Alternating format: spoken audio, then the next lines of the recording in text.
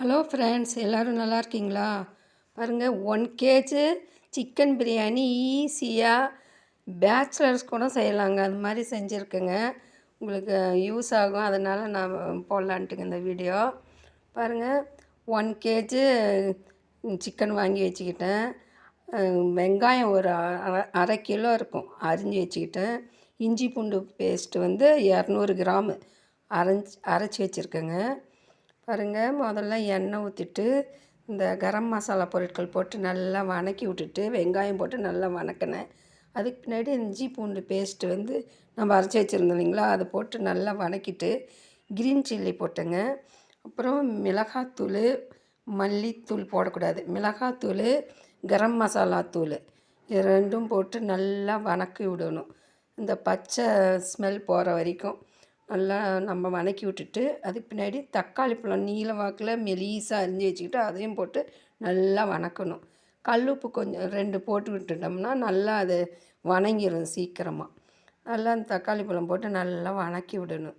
அதுக்குள்ளே நம்ம சிக்கன் வந்து மஞ்சத்தூள் கல்லுப்பு போட்டு நல்லா பெசரி விட்டு நல்லா வாஷ் பண்ணி வச்சுக்கணும். அதில் ஒரு வாசம் இது ஒரு மாதிரி ஸ்மெல் இருக்கும் இல்லைங்களா, அது இருக்காது. அதனால நல்லா நம்ம வாஷ் பண்ணி வச்சுக்கணும். இது நல்லா சுருண்டு வரணும் அந்த மசாலா. 1 கப்பு தயிரும் வச்சுக்கணுங்க. பாருங்க, கல்லுப்பு போட்டேன். கல்லுப்பு போட்டால் நல்லா நம்ம சீக்கிரமாக வதங்கும் தக்காளி பழம்லாம்.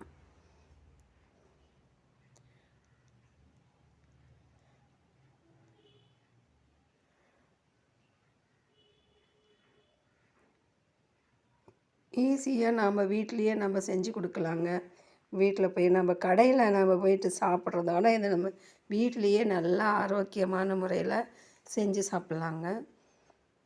ரொம்ப ஈஸியாக செஞ்சிடலாம்.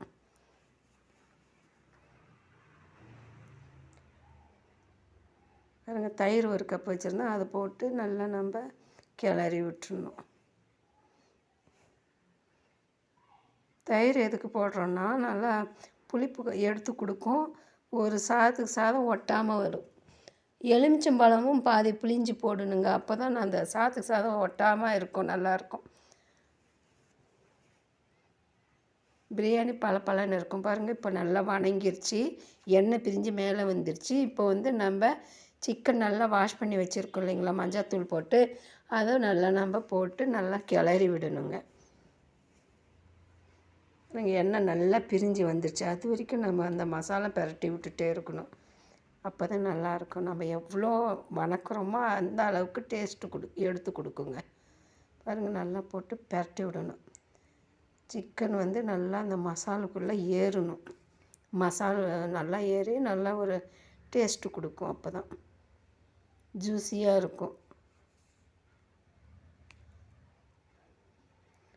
ஒரு அரைப்பாதம் வெந்ததுமே நம்ம புதினா இலையை போட்டு நல்லா வதக்கி விட்டு 1 kg அரிசிக்கு 1.5 லிட்ரு தண்ணி ஊற்றினோம்னா சரியாக இருக்கும்.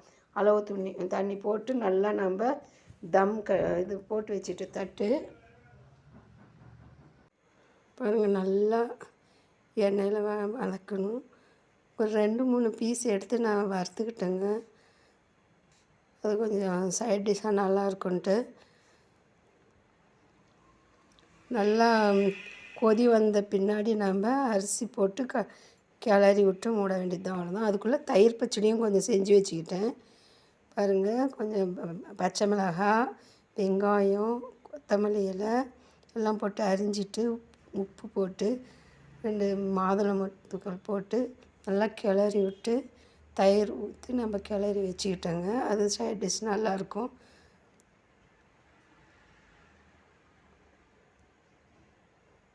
பிரியாணிக்கு காம்பினேஷன் எப்பயுமே தயிர் பச்சடி.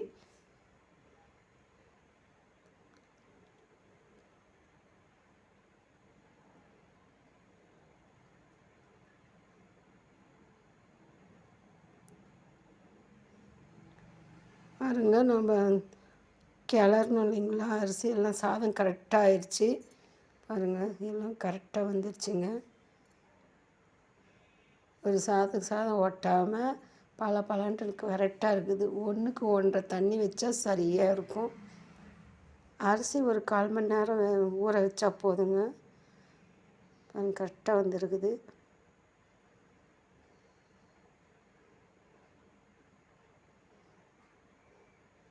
சிக்கனும் அவ்வளோவா வேகலை, கரெக்டாக பதமாக இருக்குங்க.